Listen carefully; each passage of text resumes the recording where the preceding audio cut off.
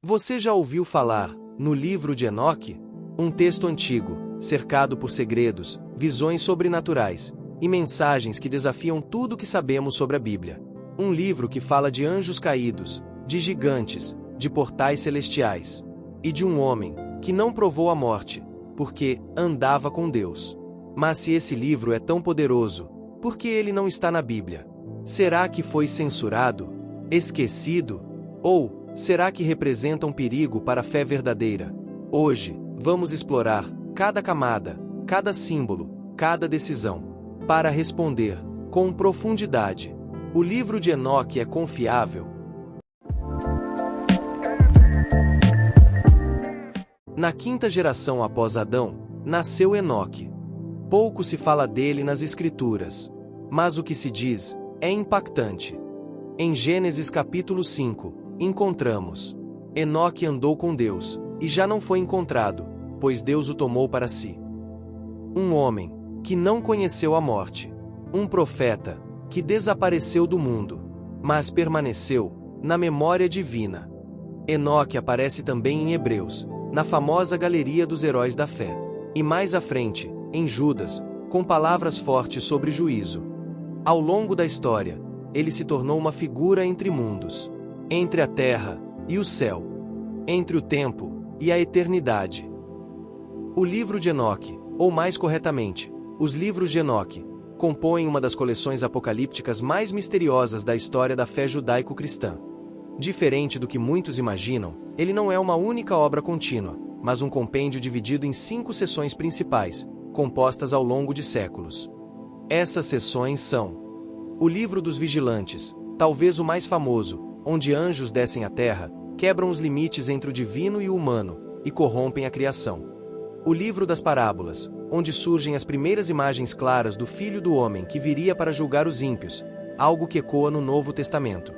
O livro astronômico, uma tentativa de organizar o calendário cósmico a partir de revelações celestes, com detalhes surpreendentemente precisos sobre ciclos solares, lunares e estações.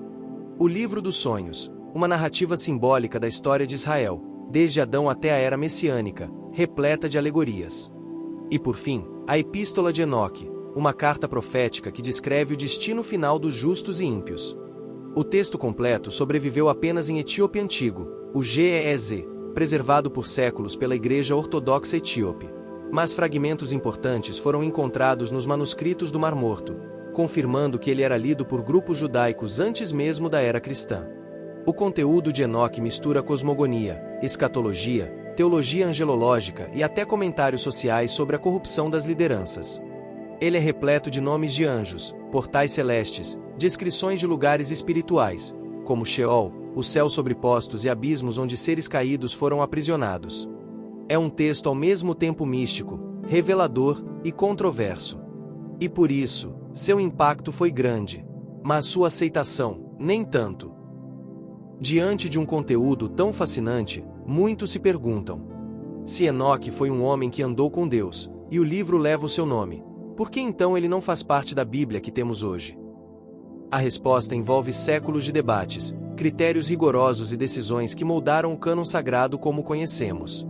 Nos primeiros séculos após Cristo, líderes cristãos, rabinos e concílios começaram a avaliar quais textos deveriam ser considerados inspirados, e portanto, normativos para a fé.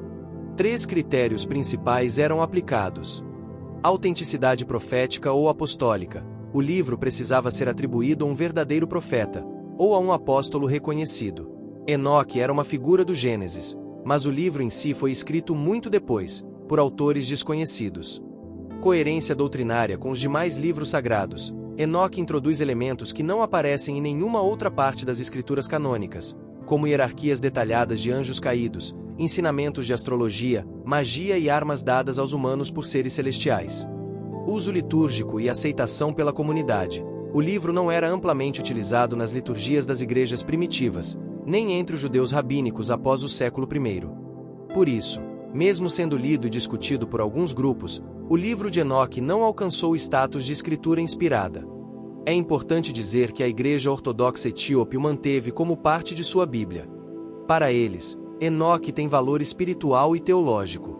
Já o restante do cristianismo, Tanto o Ocidente Latino quanto o Oriente Grego decidiu excluí-lo por precaução doutrinária e reverência à inspiração divina. Em outras palavras, o livro de Enoque fascina, ensina, inspira, mas não foi considerado confiável o suficiente para ser chamado de palavra de Deus. Talvez a parte mais inquietante de todo o livro de Enoque seja a que narra a queda dos chamados vigilantes. Segundo o texto, esses anjos tinham a missão de vigiar a terra, mas se apaixonaram pelas filhas dos homens, e assim, deixaram sua morada celeste, desceram ao Monte Hermon, e cometeram o inominável. Tomaram esposas humanas, e geraram uma raça de gigantes, os Nefilins. Esses gigantes devastaram a terra, corromperam os seres vivos, e ensinaram aos humanos segredos divinos. O anjo Azazel ensinou a forjar espadas e escudos, a adornar os olhos, a ler os astros, a dominar forças que deveriam permanecer ocultas. Essa revelação precoce levou à ruína. O livro descreve Deus ordenando ao arcanjo Rafael que aprisione os vigilantes nas profundezas da terra, e envia o dilúvio como purificação. A história lembra o Gênesis capítulo 6, mas vai além, com detalhes impressionantes. Aqui não vemos apenas desobediência angelical. Vemos uma rebelião espiritual com consequências cósmicas. Essa narrativa levanta questões profundas. Seriam os Nefilins os gigantes mencionados por Moisés? Essa é uma metáfora da corrupção moral? Ou é um registro literal de uma guerra invisível entre o céu e a terra? O livro de Enoque descreve um céu organizado, um calendário com 364 dias, dividido em ciclos perfeitos de sol e lua.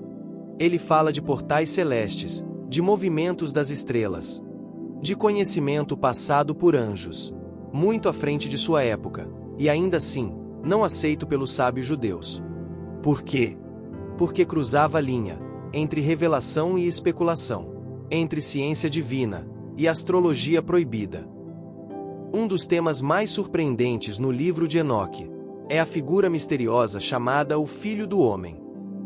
Ele aparece entronizado no céu, cercado de glória, e é apresentado como aquele que julgará os reis da terra, os ímpios e os caídos. Seu título, descrição e função lembram fortemente a visão de Daniel capítulo 7, e mais ainda, o próprio Cristo nos Evangelhos. Mas como isso é possível, se Enoque foi escrito antes da vinda de Jesus? Seria uma antecipação profética, uma sombra da revelação vindoura? O livro de Judas, no Novo Testamento, chega a citar Enoque diretamente, o que mostra que ele era conhecido e respeitado pelos primeiros cristãos. Mas mesmo com essa familiaridade, os apóstolos nunca o trataram como escritura sagrada. O Filho do Homem em Enoque é poderoso, mas o Jesus dos Evangelhos é mais do que juiz. Ele é Salvador, Redentor e Filho de Deus. E essa diferença muda tudo. Em 1947, um simples acidente mudou a história da arqueologia bíblica. Um jovem pastor beduíno, procurando por uma cabra perdida, jogou uma pedra em uma caverna próxima ao Mar Morto. Em vez de silêncio, ele ouviu o som de cerâmica quebrando. O que ele encontrou ali foi um dos maiores tesouros da antiguidade: os manuscritos de cura. Jarros de barro, que continham pergaminhos milenares, textos bíblicos, comentários, orações, e entre eles, fragmentos do livro de Enoque. Isso comprovou algo extraordinário: que o livro era lido por comunidades judaicas no período do Segundo Templo, especialmente entre os essênios, um grupo separado, ascético, que aguardava a vinda do Messias e o juízo final. Os fragmentos de Enoque encontrados em Cura, escritos em aramaico, eram antigos, muito próximos às fontes originais, não cópias tardias ou versões alteradas. Isso reforça sua importância cultural e espiritual para os judeus daquele tempo. Apesar de não ter sido canonizado, o livro de Enoque era claramente respeitado, estudado e considerado uma chave para decifrar os tempos finais. A arqueologia, então, não apenas validou sua existência, ela restaurou sua relevância no debate bíblico contemporâneo. Para entender melhor o valor e os limites do livro de Enoque, precisamos compará-lo com outros livros considerados apócrifos ou deuterocanônicos. O que diferencia um livro inspirado de um apenas interessante? Vamos considerar alguns exemplos. O livro de Jubileus, escrito também por volta do século II a.C., tenta recontar a história do Gênesis com detalhes adicionais. Assim como Enoque, tem tom revelador e interpretações alternativas. O Testamento dos 12 Patriarcas foca em discursos finais dos filhos de Jacó, revelando profecias messiânicas. O livro de Baruque, atribuído ao secretário do profeta Jeremias, também traz elementos apocalípticos. E o livro de 2 Esdras, que fala de visões e sinais do fim. Esses textos, assim como Enoque, eram lidos por comunidades fiéis. Mas todos eles, com exceção de alguns presentes na Bíblia Católica, foram deixados fora do cânon protestante e judaico. A principal diferença entre esses livros e os canônicos está na clareza da mensagem, na coerência com a Torá e os Evangelhos, e na autoridade de quem escreveu. Os livros canônicos não apenas inspiram, eles fundamentam a fé. Já Enoque, como outros apócrifos, tem valor histórico, literário, teológico secundário, mas não pode ser a base de doutrinas. Ele ilumina, mas não guia. Provoca reflexão, mas não substitui a revelação. É como uma estrela, que brilha forte no céu noturno, mas que desaparece quando nasce o sol da verdadeira palavra de Deus. Nos últimos anos, o livro de Enoque tem ganhado um novo tipo de notoriedade.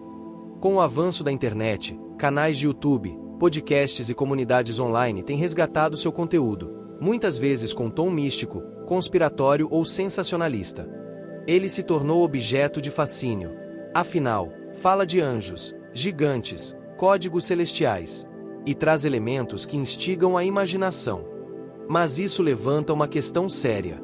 Estamos prontos para lidar com esse conteúdo, com discernimento espiritual? Muitos hoje buscam revelações secretas, conhecimento proibido, mas se esquecem do que Jesus disse. A tua palavra é a verdade. Não precisamos de livros ocultos para encontrar a salvação. Podemos até estudar o livro de Enoque como uma lente histórica, uma obra que revela parte da mentalidade judaica da época. Mas jamais devemos colocá-lo acima, ou mesmo ao lado, da Escritura Sagrada. A Bíblia é suficiente. O livro de Enoque pode ser uma ferramenta, mas não deve ser um alicerce. Em tempos de incerteza, o que precisamos não é mais mistério, é mais verdade. Depois de toda essa jornada, a pergunta continua ecoando. O livro de Enoque é confiável? A resposta não é simples, mas também não é confusa. Sim, o livro de Enoque é confiável como registro histórico, como expressão da religiosidade judaica do período intertestamentário. Sim, ele pode inspirar, provocar perguntas e enriquecer nosso entendimento sobre temas como o juízo, os anjos e a santidade de Deus. Mas não, ele não é confiável como base doutrinária. Não deve ser usado para criar doutrinas sobre salvação, escatologia ou a natureza dos anjos. Ele é valioso, mas não é a palavra de Deus. E isso deve ficar muito claro. A Bíblia, com seus 66 livros, é completa, suficiente e perfeita para ensinar, corrigir e instruir em justiça. Como disse o apóstolo Paulo, toda Escritura é divinamente inspirada. O livro de Enoque pode até apontar para o alto, mas apenas Cristo nos leva até lá. Nossa fé deve estar firmada na rocha. E essa rocha é Jesus. Chegamos ao fim desta jornada. Uma jornada entre as linhas de um livro antigo, entre o mistério e a revelação. O livro de Enoque desperta fascínio. Ele nos convida a pensar, a questionar, a mergulhar em camadas esquecidas da história espiritual da humanidade.